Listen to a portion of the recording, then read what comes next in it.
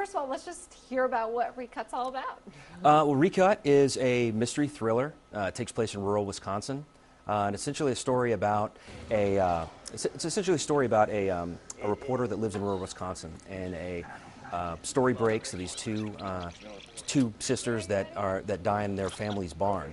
Story breaks, and she's given the story, and she goes to investigate what's happening. Meanwhile, she's being documented by two film students from New York. She used to be a reality star. Now she's an aspiring journalist, and they become her kind of de facto film crew. And while they're investigating this, they find out that they find there's more than there meets the eye. There's the town's involved, and it gets darker, and they kind of like get into this kind of crazy thing, and it goes south pretty fast. And people may recognize who this reporter is. Right, yeah, the reporter is Meredith Phillips from The Bachelorette. She was the first Bachelorette. She plays herself. Yeah, she did a great job. I mean, this was her first acting role. Yeah. She's a natural, and we were very impressed with the way she did. She's great. Well, and what gave you the idea to play yourself and not some fictional character?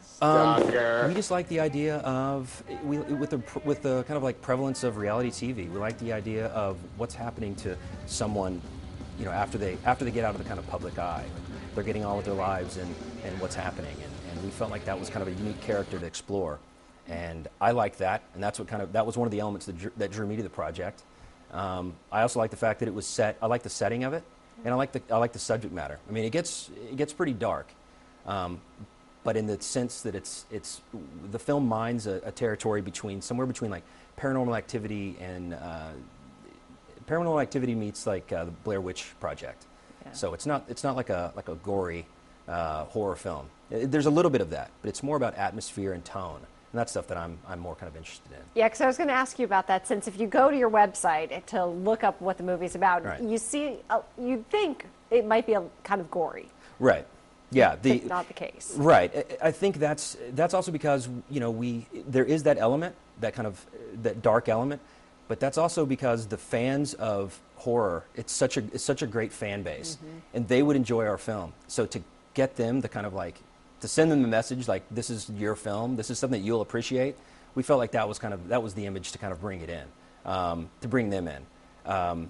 And it's like, again, it's more kind of like Paranormal Activity, but and Blair Witch Blair Witch Project, but it definitely has some kind of horror elements to it. Like a psychological thriller. It's kind of a psychological thriller. It's more of like kind of like horror thriller mystery. Yeah.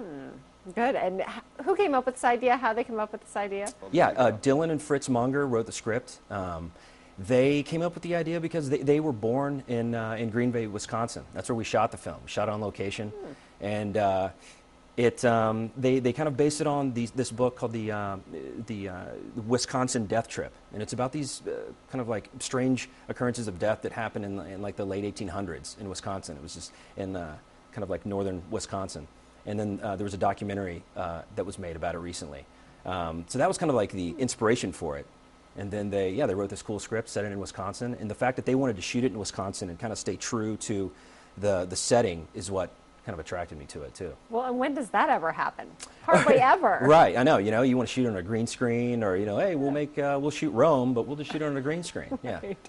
Or somehow New York is able to turn into right. Yeah. Or they shoot Toronto for New York all the time. Yeah. Right. Exactly. Exactly. Oh, well, that's so cool. And so, bringing it to Austin, have you been to Austin to bring the films before or anything, or is this the first time? This is the first time. Yeah. I moved to LA about 8.5 years ago. And this is my first time back, and so this is great. I mean, I'm from Dallas originally, and I get to bring my first feature back as a producer, so it's good. I primarily work in TV, so to come back to the Texas crowd is great. I mean, it's kind of a dream come true. And I'm sure as a producer, being able to sit in the audience and kind of watch the reaction, what is that like for you? It's great because I know what's coming, and it's great to see an audience kind of react to that. And but then also I've noticed that there's times that where I didn't know how our audience would react, and they react to things or they laugh in a moment where maybe I've heard the joke so many times. I'm like, okay, well, but then they laugh every time, and I'm like, okay, well, this is great, The audiences enjoy it. We screened it in Wisconsin, and we got a great reception. Yeah. Great. Well, I'm sure you will here in Austin as well. Talk about when it's going to screen so people can check out. Yeah, well, we are in 2 screenings. The first screening is Friday night at 11 p.m. at the Alamo Drafthouse Ritz.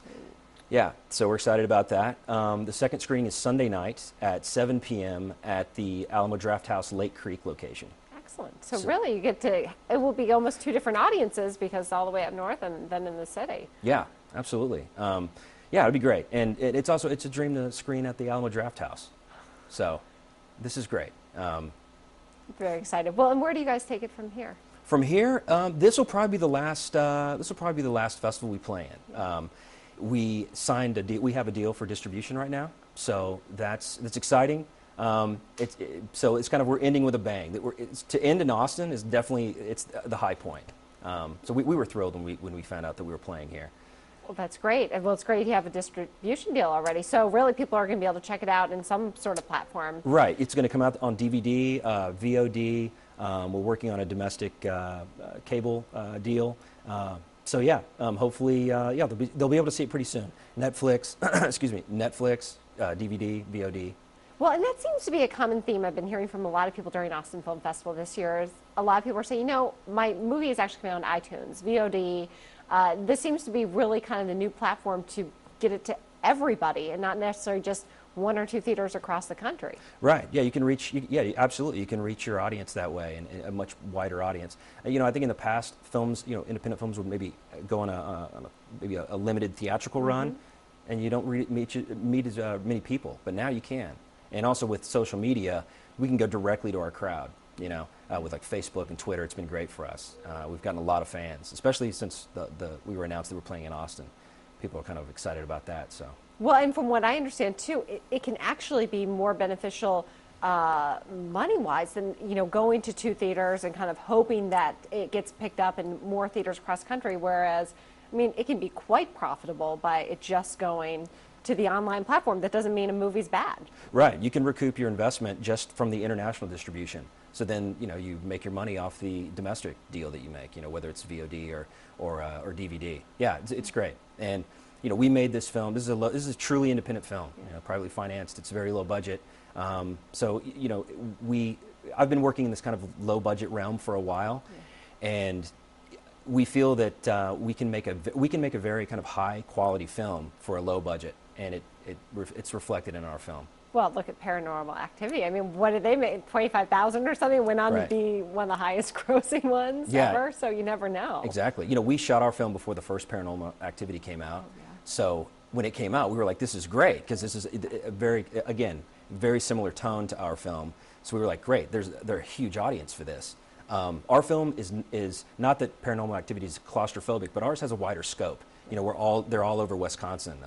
The same kind of aesthetic is used in our film. That was another thing that brought me to the project, is I liked their idea of how to kind of to shoot it. This is again, this film was probably the most collaborative thing I've ever worked on. Ideas came from all over the place, but the way we shot it was we probably used 7 different cameras for this film. We shot on HD, standard def, dashboard cams, bag cams, lipstick cams, these kind of like little cams that they wear in their collar. And this is how the film is shot. You know, the characters in the film carry the cameras, and it's interesting. It's very dynamic in that regard.